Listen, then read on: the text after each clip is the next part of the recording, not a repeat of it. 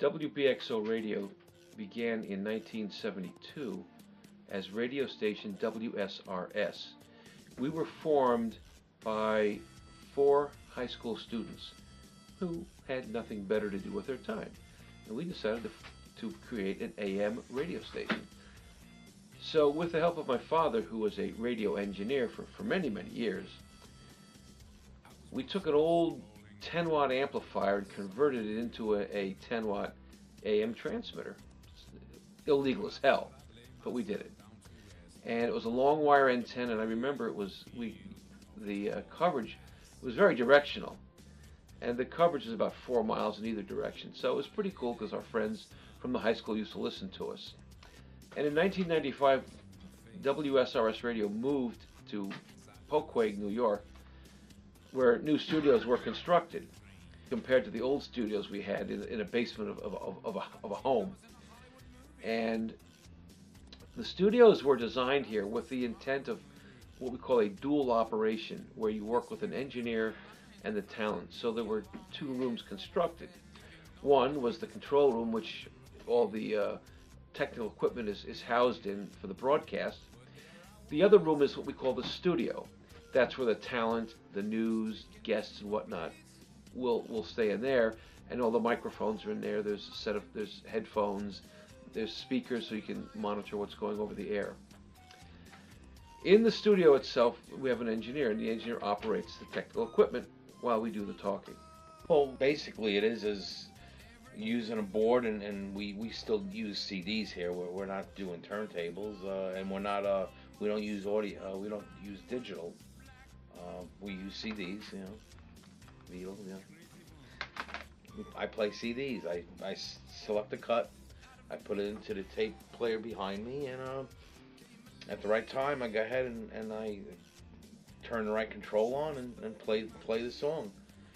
Now, the WBXO record library has approximately 250,000 music cuts of various genres of music, such as country, classic rock, jazz, rhythm and blues, top 40, rap, over European music, music from just about everywhere.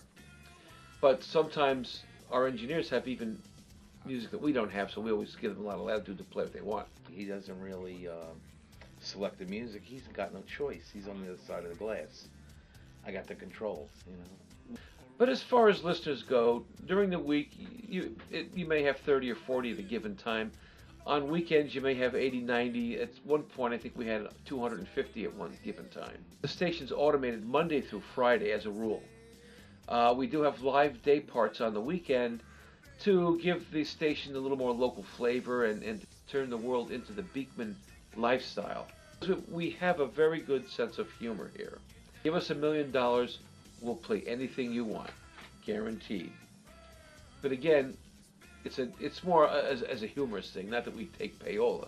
But all in all, the station is we think, is a really hot sounding station. It's a classic rock formatted station. We get a lot of very, very good feedback from the listeners.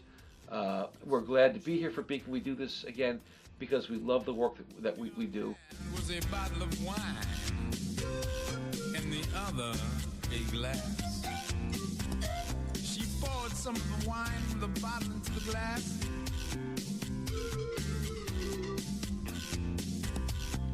Raised it to her lips, and just before she drank it, she said,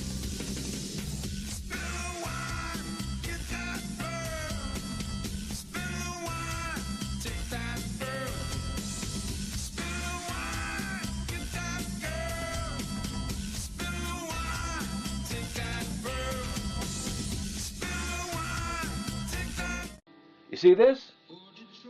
This is our general manager. We like him, as you can tell. Sometimes our listeners send us awards in the mail, for whatever the reason. And this was an award received by one of our listeners about maybe 10 years ago. And we kind of kept it for posterity because we like it.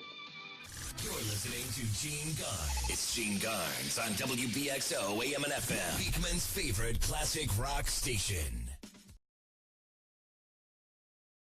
You see this? This is a box of Kleenex, and this is reserved for the exclusive use of Representative John Boehner, should he ever pay a visit to WBXO Radio.